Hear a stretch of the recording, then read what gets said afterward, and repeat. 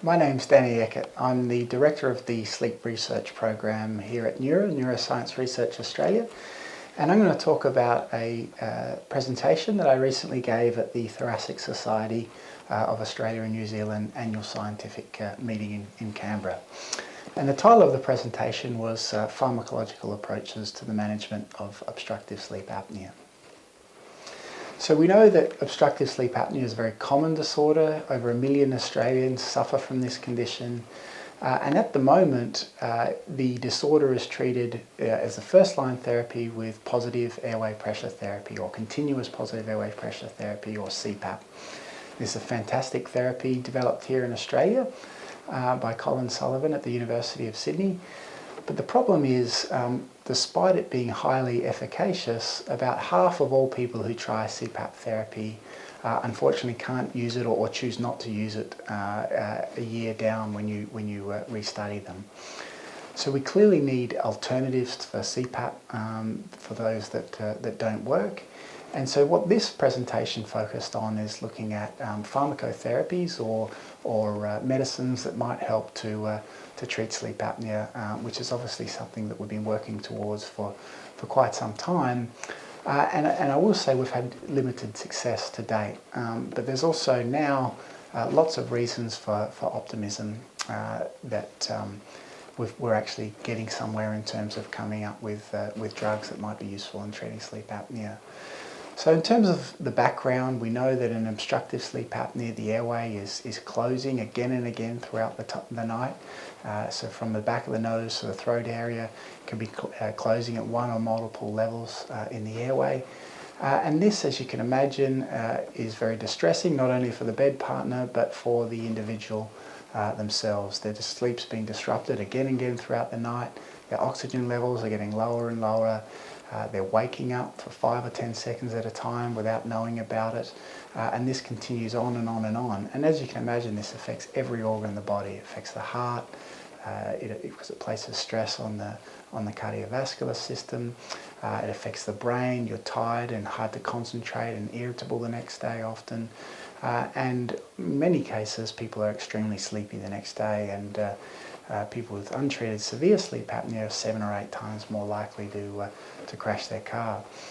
So what we talked about, what I talked about in this particular presentation was, where are we at in terms of what we can do to have medicines to help treat sleep apnea? And this should theoretically be quite simple. Now, what we've done here in some of the pioneering work at NeuRA is identify 4 different reasons why people get sleep apnea. A lot of this work's been done in collaboration with my colleagues in Boston originally and extended here at the team at NeuRA. And those 4 reasons are having a narrow airway or an inherently collapsible throat area.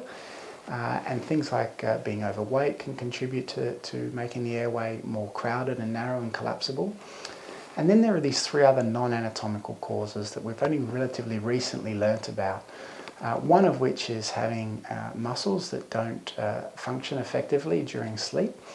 So they're just unable to, there's about over 25 little muscles around the throat area, including the one at the base of the tongue, the largest, called the genioglossus muscle. And when we go off to sleep, all muscles in the body relax, and the ones around the throat are no exception. So if you are one of these people that are unable to get enough muscle activity whilst asleep to keep the airway open, then this can also contribute to your sleep apnea. Another non-anatomical reason that can contribute is just simply waking up too easily. Some people have what we call a low respiratory arousal threshold. So we all get a bit of an airway narrowing when we go off to sleep, but some people are particularly sensitive to those little changes in airway narrowing, and that wakes them up. And that's a problem because they can't get into deeper sleep, and it doesn't give them enough time to build up the stimuli they need to get the muscles working to keep the airway open naturally. And it can also feed into the final problem, which is called respiratory control instability, or just unstable control of breathing. And to put simply, this just means some people are too sensitive to changes in carbon dioxide when they're asleep. And so we've got those 4 main reasons, and now that we're understanding about those other reasons beyond just having a narrow or collapsible throat area, we can start to target these new therapies. And some of the work that we've been doing here at NeuRA includes targeting waking up too easily, or that lower arousal threshold trait. So we've done a lot of work over the years to study many common sleeping pills and to see in fact what they do to the upper airway muscles, as well as to how easily you wake up. It turns out about a third of the patients with sleep apnea wake up too easily. So if we can identify those people, maybe some of these drugs that are already available can help them stabilise their sleep, have fewer awakenings, and naturally keep their airway open during sleep if they're given the opportunity to do so. So in this presentation I talked a little bit about the range of things that we've tried, some of the common medicines, and some of the exciting results. One of the major concerns with giving sleeping pills to people is that with sleep apnea is that we'll actually make their sleep apnea events longer and their oxygen levels worse, and particularly it might relax the muscles around the throat, which would obviously be bad and worsen their sleep apnea. In one of the studies that my colleague Jane Carberry did here in NeuRA, a very detailed extensive study of 3 of the main sleeping pills that are used here in Australia, and what she found was that 2 of the most common drugs did not systematically relax the muscles around the airway in people with and without sleep apnea, temazepam and zopiclone, whereas to our surprise, one drug, zolpidem, actually increased the muscle activity 3-fold. So this is an exciting new area. Not only did it help people sleep, but it also actually increased the muscle activity, which we think might help many people with sleep apnea.